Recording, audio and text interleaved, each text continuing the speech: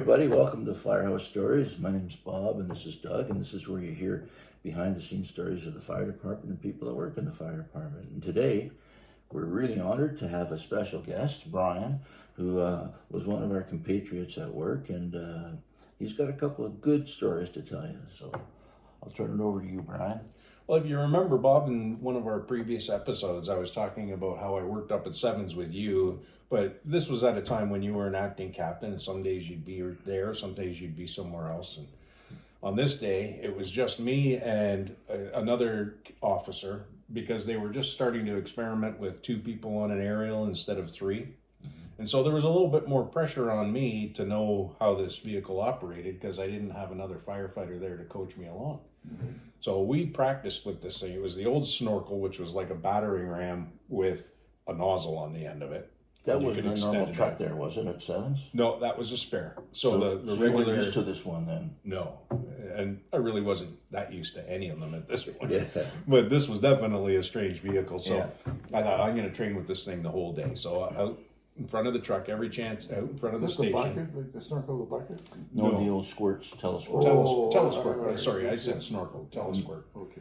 And I was out front practicing with that thing all day long, and I had it nailed. And the chief came by for a visit to see the captain, and I said, Chief, we get anything tonight? Let's put this thing up. I got this thing nailed. And he said, okay. And sure enough, 2 in the morning, alarm came in for a working fire at the East London Community Center.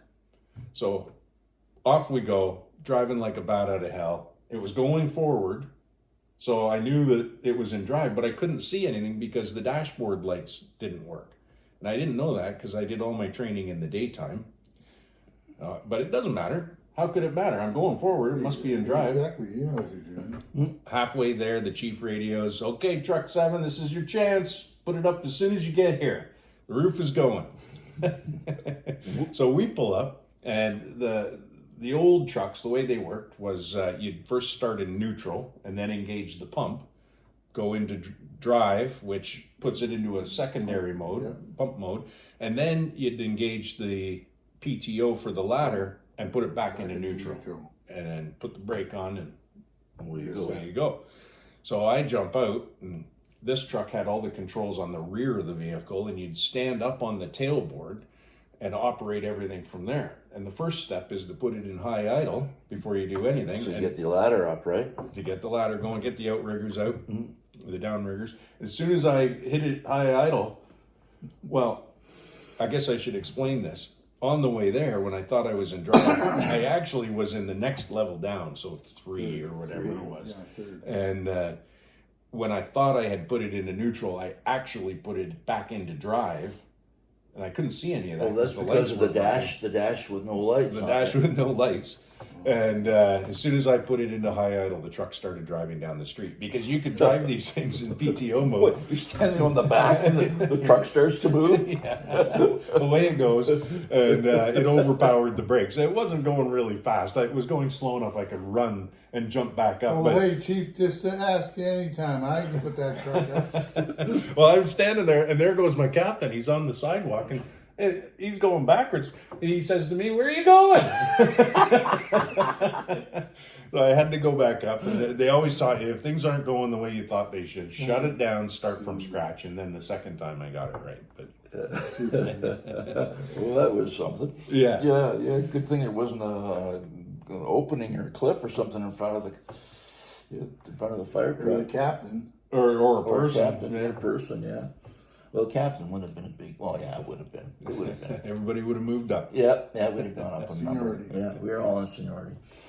So then on another occasion, I was downtown, and this was after I had ingratiated myself on you guys, and you really had to be serious about the job if you wanted to keep getting invited downtown. You didn't go there as a spectator sport. You were training in all the special teams, and well, they didn't have special teams. Everybody on the special team was at Central. That's right. They had a special couple of halls. 1 and 2 were the main stations that did the special teams, and if you worked there, you were expected to know how to do all of that stuff. Exactly. Rope rescue, water rescue, whatever it was.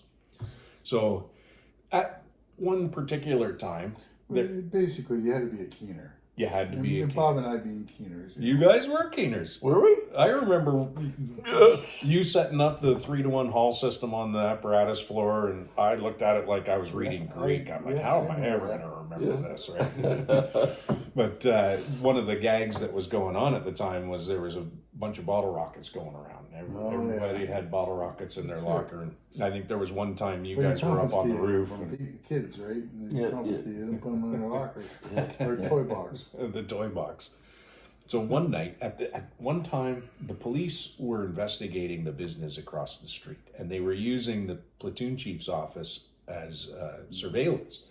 And they were there all the time, but at this point in time, they weren't there. They were out doing whatever. Like if all of a sudden something would happen, they'd all pile out of there and get in their cars, and they'd be in a chase or following I somebody. remember that the cops used to be inside looking out the apparatus floor. Used to They're probably out heading to the donut shop. they thought, yeah. So Sorry. they were there this night, and it was late in the evening, like 2:00, or everything happens at 2:00.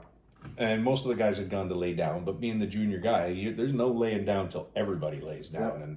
And there was 2 guys up, and we were spying, 2 guys plus me, we were spying on this store across the street. There was always somebody there, 24/7. You could see them working Never through failed. the windows.